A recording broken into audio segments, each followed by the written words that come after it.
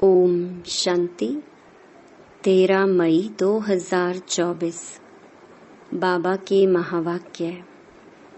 मीठे बच्चे, तुम यहाँ मनुष्य से देवता बनने की ट्यूशन लेने आए हो। कौड़ी से हीरा बन रहे हो। प्रश्न, तुम बच्चों को इस पढ़ाई में कोई भी खर्चा नहीं लगता है, क्यों? उत्तर, क्योंकि तुम्हारा बाप ही टीचर है। बाप बच्चों से खर्चा माना फी कैसे लेगा? बाप का बच्चा बने, गोद में आए तो वर्षे के हकदार बने। तुम बच्चे बिना खर्चे कौड़ी से हीरे जैसा देवता बनते हो। भक्ति में तीर्थ करेंगे, दान पुण्य करेंगे तो खर्चा ही खर्चा। यहाँ तो बाप बच्चों को राजाई देते हैं। सारा वर्षा मुफ्त में देते हैं। पावन बनो और वर्षा लो। ओम शांति। बच्चे समझते हैं कि हम स्टूडेंट हैं। बाप के स्टूडेंट क्या पढ़ रहे हो? हम मनुष्य से देवता बनने की ट्यूशन ले रहे हैं। हम आत्माएं परमपिता परमात्मा से ट्यूशन ले रहे हैं। अभी समझ गए कि जन्म बाई जन्म अपने को देह समझते थे, ना कि आत्मा।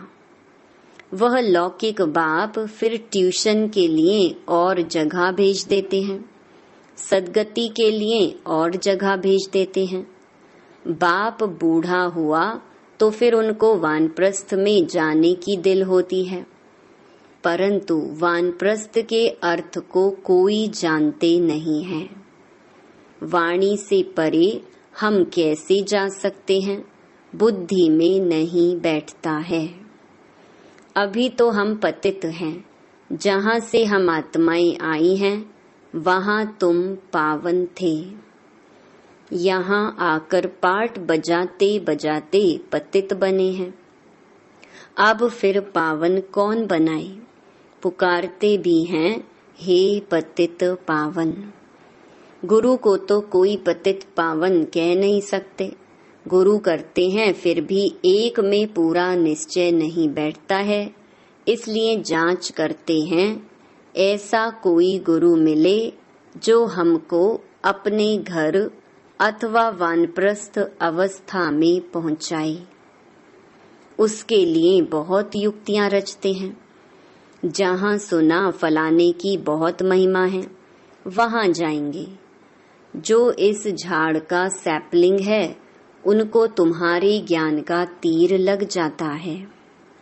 समझते हैं यह तो क्लियर बात है। बरोबर तुम वानप्रस्थ अवस्था में जाते हो ना। कोई बड़ी बात नहीं है। टीचर के लिए स्कूल में पढ़ाना कोई बड़ी बात नहीं है। भक्तों को क्या चाहिए, यह भी किसको पता नहीं है। अभी तुम बच्चे इस ड्रामा के चक्कर को अच्छी तरह से जान गए हो। तुम समझते हो बरोबर बाप ने ही वर्षा दिया था जो अब दे रहे हैं, फिर उसी अवस्था में आएंगे। सो तो तुम बच्चे समझते हो। पहली मुख्य बात है पावन बनने के लिए बाप को याद करना। लौकिक बाप तो सबको याद है, पारलौकिक बाप को जानते ही नहीं है। अभी तुम समझते हो अपने को आत्मा समझ। बाप को याद करना सहज ते सहज भी है, डिफिकल्ट ते डिफिकल्ट भी है। आत्मा इतना छोटा सितारा है, बाप भी सितारा है। वह संपूर्ण पवित्र आत्मा और यह संपूर्ण अपवित्र। संपूर्ण पवित्र का संग तारे, सो तो एक का ही संग मिल सकता है। संग चाहिए जरूर। फिर कुसंग भी मिलता है 5 विकार रूपी रावण का। उनको कहा ही जाता है रावण संप्रदाय। तुम अभी बन रहे हो राम संप्रदाय। तुम राम संप्रदाय बन जाएंगे, फिर यह रावण संप्रदाय नहीं रहेगा। यह बुद्धि में ज्ञान है। राम कहेंगे भगवान को, भगवान ही आकर राम राज्य स्थापन करते हैं, अर्थात सूर्यवंशी राज्य स्थापन करते हैं। राम राज्य भी नहीं कहेंगे, परंतु समझाने में सहज होता है राम राज्य और रावण राज्य। वास्तव में है सूर्यवंशी राज्य। तुम्हारा एक छोटा पुस्तक है, हीरे जैसा जीवन कैसे बने। अब हीरे जैसा जीवन किसको कहा जाता है, मनुष्य क्या जाने सिवाय तुम्हारे। लिखना चाहिए हीरे जैसा देवताई जीवन कैसे बने। देवता अक्षर ऐड होना चाहिए। तुम फील करते हो हम हीरे जैसा जीवन यहाँ बना रहे हैं, सिवाय बाप के और कोई बना न सके। किताब है अच्छा, उसमें यह अक्षर सिर्फ ऐड करो। तुम आसुरी कौड़ी जैसे जन्म से देवताई हीरे जैसा जन्म सेकंड में प्राप्त कर सकते हो, बिगर कौड़ी खर्चा। बच्चा बाप के पास जन्म लेता है और वर्षे का हकदार बनता है। बच्चे को खर्चा लगता है क्या? गोद में आया और वर्षे का हकदार बना। खर्चा तो बाप करते हैं, ना कि बच्चा। अभी तुमने क्या खर्च किया है? बाप का बनने में कोई खर्चा लगता है क्या? नहीं। जैसे लौकिक बाप का बनने में खर्चा नहीं आता, वैसे पारलौकिक बाप का बनने में भी कोई खर्चा नहीं लगता। यह तो बाप बैठ पढ़ाते हैं, पढ़ाकर तुमको देवता बनाते हैं। तुम कोई छोटे बच्चे तो नहीं हो, बड़े हो। बाप का बनने से बाप राय देते हैं, तुमको अपनी राजधानी स्थापन करनी है। इसमें पवित्र जरूर बनना है। खर्चा तो कुछ भी नहीं लगता। गंगा पर जाते हैं, तीर्थों पर स्नान करने जाते हैं, खर्चा तो करेंगे ना। तुमको बाप पर निश्चय हुआ, खर्चा लगा क्या? तुम्हारे पास सेंटर्स पर आते हैं, तुम उनको कहते हो अब बेहद के बाप का वर्षा लो, बाप को याद करो। बाप है ना, बाप खुद कहते हैं मेरा वर्षा तुमको चाहिए तो पतित से पावन बनो। तब पावन विश्व के मालिक बन सकेंगे। यह भी जानते हो बाप वैकुंठ स्थापन करते हैं। समझदार बच्चे अच्छी रीति समझते हैं। उस पढ़ाई में खर्चा कितना होता है, यहाँ खर्चा कुछ भी नहीं। आत्मा कहती है हम अविनाशी हैं, यह शरीर विनाश हो जाएगा। बाल बच्चे आदि सब विनाश हो जाएंगे। अच्छा, फिर इतने पैसे जो इकट्ठे किए हैं वह क्या करेंगे? ख्याल तो होगा ना। कोई साहूकार भी होंगे, समझो उनको कोई है नहीं। ज्ञान मिलता है तो समझते हैं इस हालत में पैसा क्या करेंगे। पढ़ाई तो है सोर्स ऑफ इनकम। बाबा ने बताया था एक इब्राहिम लिंकन था, बहुत गरीब था, रात को जागकर पढ़ता था। पढ़ पढ़कर इतना होशियार हो गया जो प्रेसिडेंट बन गया। खर्चा लगता है क्या?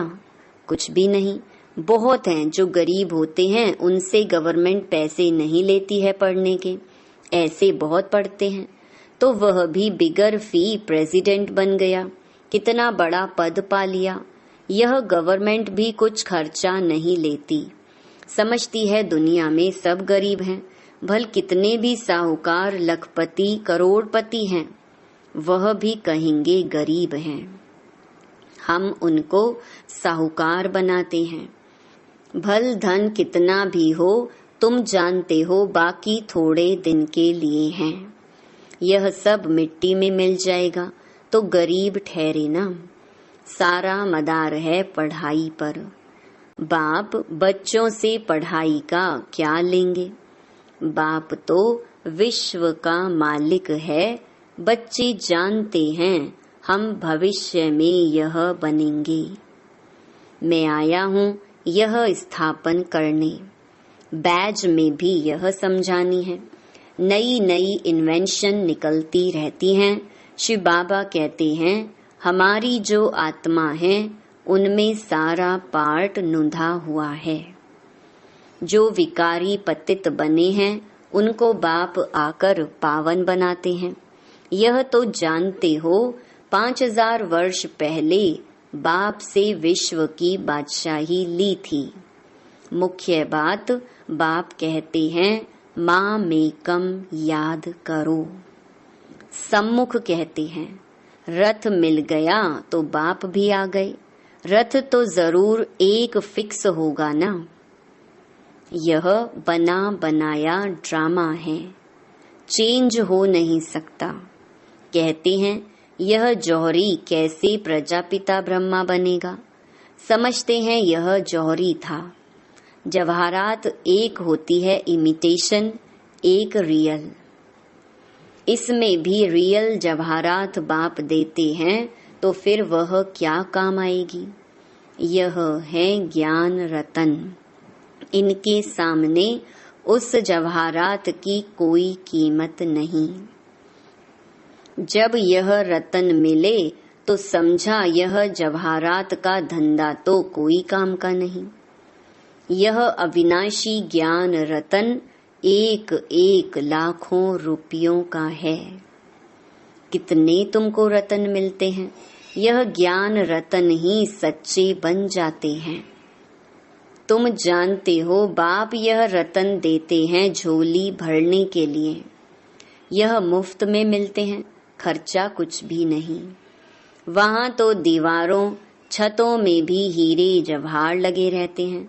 उनकी वैल्यू क्या होगी? वैल्यू बाद में होती है। वहां तो हीरे जवाहर भी तुम्हारे लिए कुछ नहीं है। यह तो बच्चों को निश्चय होना चाहिए। बाप ने समझाया है यह रूप भी है, बसंत भी है। बाबा का छोटा सा रूप है। उनको ज्ञान सागर कहा जाता है। यह ज्ञान रतन है जिससे तुम बहुत धनवान बनेंगे। बाकी कोई अमृत व पानी आदि की बरसात नहीं है। पढ़ाई में पानी की बात नहीं होती। पावन बनने में खर्चे की बात ही नहीं। तुमको अब विवेक मिला है। समझते हो पतित पावन तो एक ही बाप है। तुम अपने योग बल से पावन बन रहे हो। जानते हो पावन बन पावन दुनिया में चले जाएंगे। अब राइट यह है या वह, इन सब बातों में बुद्धि चलनी चाहिए। ड्रामा में यह भक्ति का पार्ट भी होने का ही है। बाप कहते हैं अब तुमको पावन बन पावन दुनिया में चलना है। जो पावन बनेगा वह जाएगा। जो यहाँ की सैपलिंग होंगे वह निकल आएंगे। बाकी थोड़े ही समझेंगे। वह तो दुबन में फंसे ही रहेंगे। जब सुनेंगे तब पिछाड़ी में कहेंगे अहो प्रभु तेरी लीला। आप पुरानी दुनिया को नई कैसे बनाते हो? तुम्हारा यह ज्ञान अखबारों में बहुत बहुत पड़ जाएगा।